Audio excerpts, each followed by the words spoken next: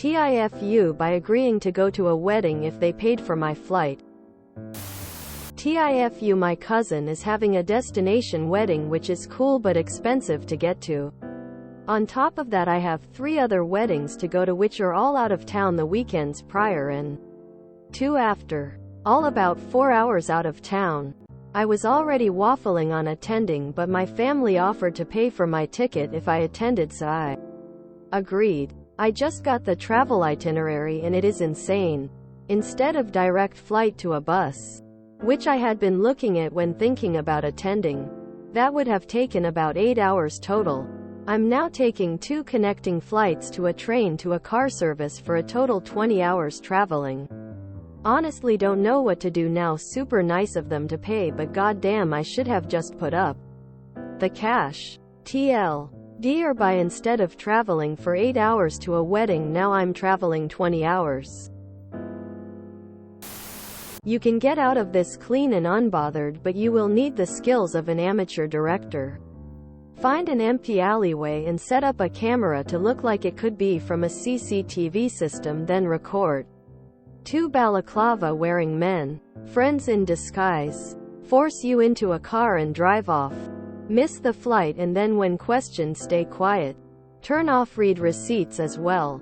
Once enough time has passed and they are all in the destination country, send them the kidnapping video. This should get them off your back about missing the flight, as they will be too emotional about the prospect of a family member being murdered for anyone to even care about the wedding anymore. You might need to Photoshop some court records and police reports as well, but this should only take 19 hours total. Congratulations, instead of being honest you saved yourself 1 hour. Can you change the flights and pay the fare difference? It's nice of them to offer help, but that's a crazy itinerary they booked. Especially without discussing with you first. I would never just assume someone was okay with 20 hours of travel. Tell them that you cannot travel 20 hours because you have things you need to do. How close are those connecting flights? If they are too close you could miss one and that could set off a chain reaction. Or just book your own flight. Pretend you took their flight and be pretentious grateful. I have 3 other weddings to go to which are all out of town the weekends prior and 2 after. How do you know so many people getting married? This is one of those instances where you put big boy, girl pants on and just tell them you can't do it. 20 hours of travel time is beyond ridiculous. Offer to pay them back for the ticket and bow out. No reasonable person would book a 20-hour travel time without asking first. Honestly, this just sounds like some malicious compliance LMAO. Most travel is cancelable within 24 hours. So if this was today, tell them to cancel because that itinerary is literally worse than hell. They should confirm the itinerary with you before booking something that ridiculous. It would be one thing if we were comparing a direct 8 hours flight to a single connection that's like 12 hours with a couple of hour layover. And the savings was substantial. But you're talking about taking a fairly lengthy flight and multiplying it by 2.5 with 2 connectors? The likelihood of you missing one of those and this thing blowing up into a multi-day adventure is high. And even if everything works out perfectly, it's still 20 hours. For something this out of pocket, they should have checked with you before booking. I mean, where is a reasonable place to draw the line? Honestly, what point would this travel situation have become so absurd that they thought, we'd better see if he's okay with this? Man, what does your circle of acquaintances look like to be invited to so many weddings? Faraway weddings, full charge. How to say we don't want you to our wedding without saying it. That suck. Maybe something will come up and you can't go.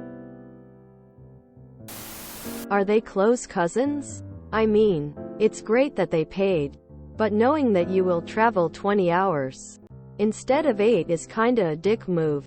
It's not just 20 hours. But you have to go from one plane to another, then on a train, and then a car. That's how I understood. Anyway, I would say thank you. Send a nice gift and not go.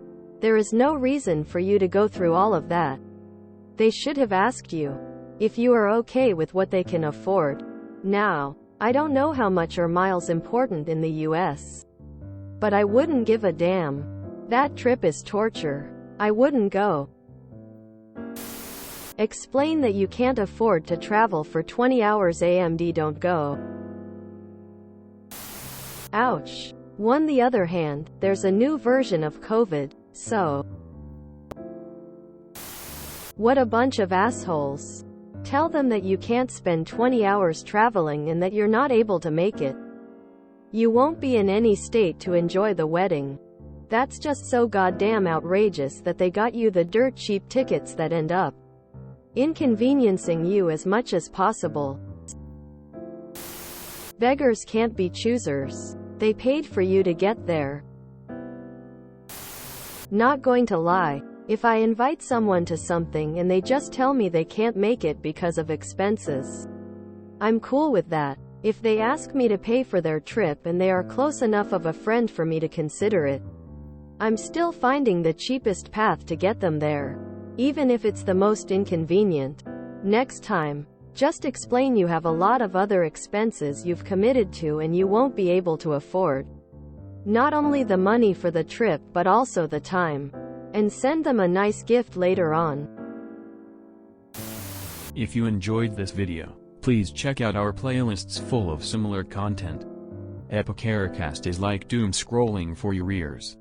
Please like, share, and subscribe.